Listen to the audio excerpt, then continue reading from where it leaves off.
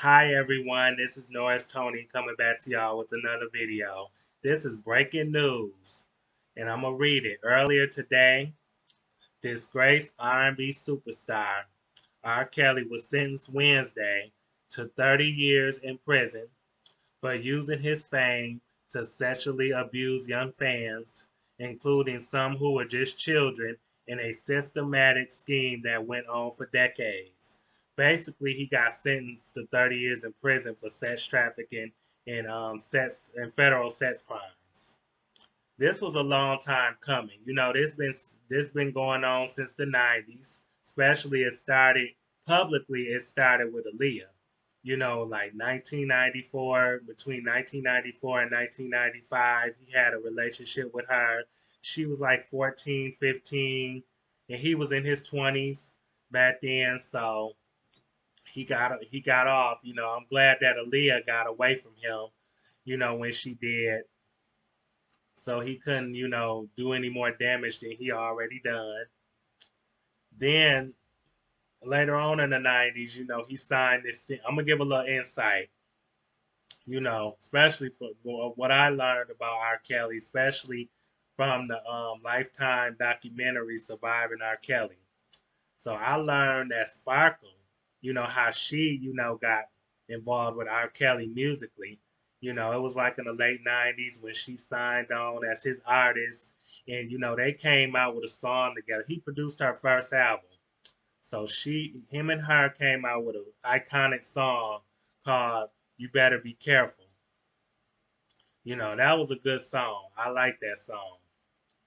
But yeah, Sparkle, said in the documentary on the Lifetime documentary when it came out that she noticed, that she was in his house one day and that she noticed a woman, I think R. Kelly's wife, Andrea Kelly, knocking on the door. I guess she was locked in the room in the house.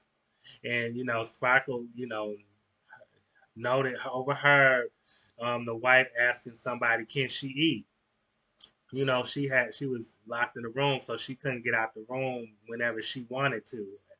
Basically, she was in the room at her own will, against her own will. And then Sparkle, to me, that was a sign when you knew that she was begging for food and that she couldn't get out of that room. That was a sign for you then to get away from R. Kelly. Yeah, he was helping you with your music career at the beginning, but honey, that's a red flag that he's not a good man. And then you said in a documentary that he told you that you couldn't speak to certain people, you couldn't be around certain people. That's another red flag. You was his artist, but he was trying to control you. But basically, a big mistake that Sparkle made was introducing her niece to R. Kelly.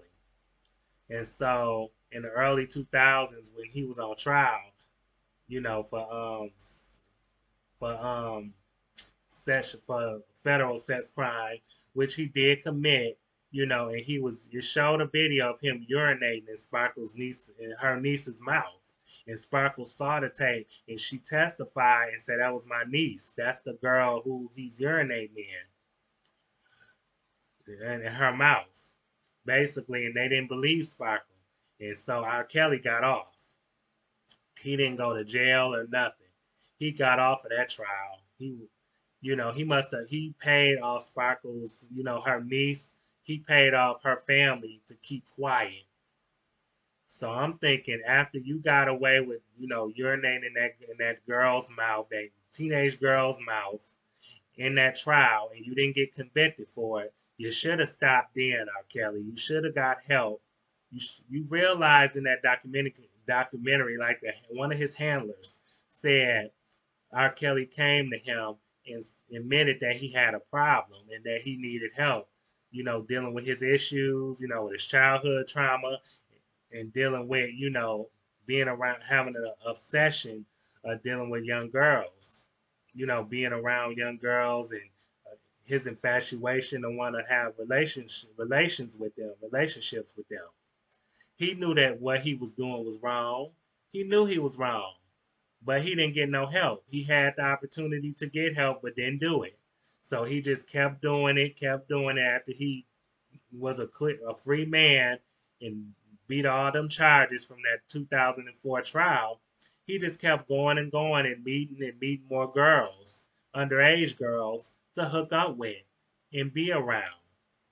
And then when those girls, young women, spoke out against him in that documentary, making that coming forward saying that he violated them, sexually, nothing was done. But, I think for the last couple of years since 2020, he been behind bars waiting, for trial, and so I just read on the internet that that he's going on trial in August, to deal with more charges that's against him. So this ain't the only trial that he gonna have to deal with. There's another other cases that he gonna have to deal with.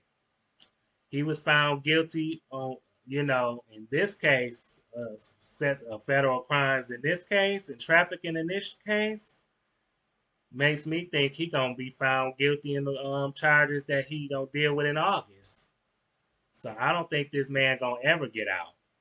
But what made me think that was, what I said earlier about what the handler said about him admitting to the handler that he needed help and he needed to go to therapy, but never did. That was one sign that he was guilty of hurting these women, young girls.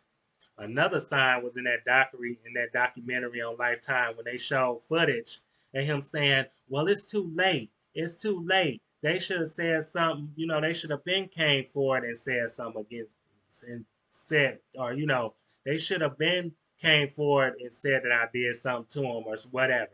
They should have been confessed.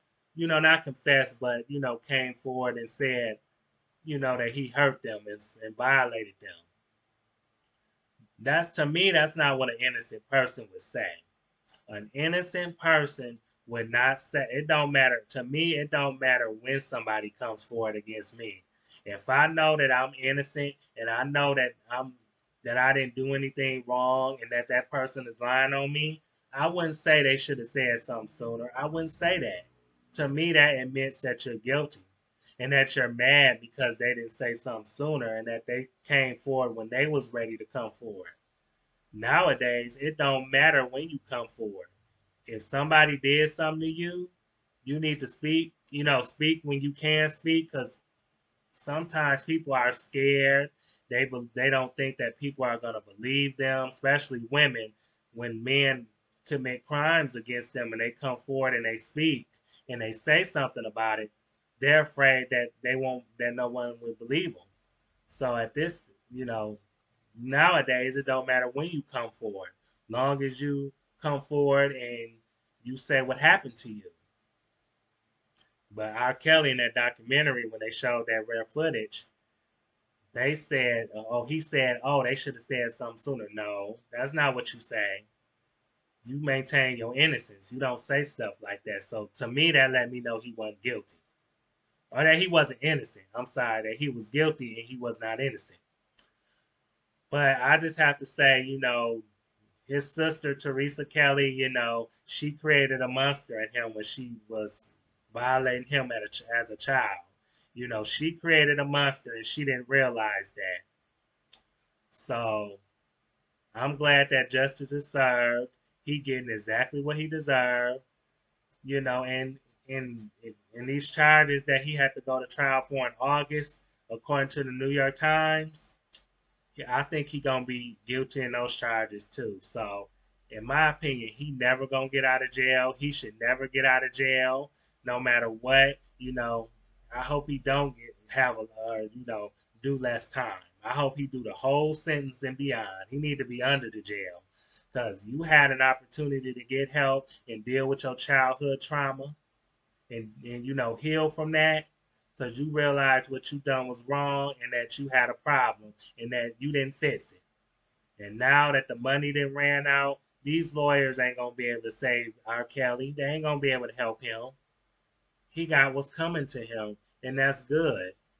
Justice is served. I just hope he had an opportunity to learn his lesson and he never learned. So, I'm just glad that justice was served. And bye bye, R. Kelly. Enjoy your life behind bars, because that's where you're gonna be. Unless some miracle happens for you, that's where you're gonna end up, behind bars where you belong. But that's all I'm gonna say about this video. I just wanted to give a little insight, why he was sentenced, why he was sentenced to prison. Spend time behind bars and what could have led up to it. I know I was probably just mumbling or just talking all over the place, but I was trying to get my facts together. So bear with me. But I hope you all like, comment, subscribe, share the video if you care. And thanks for watching. Have a good night. Peace. And talk to me in the comments if you have anything to say to me that I didn't cover. But anyway, thank you. Bye.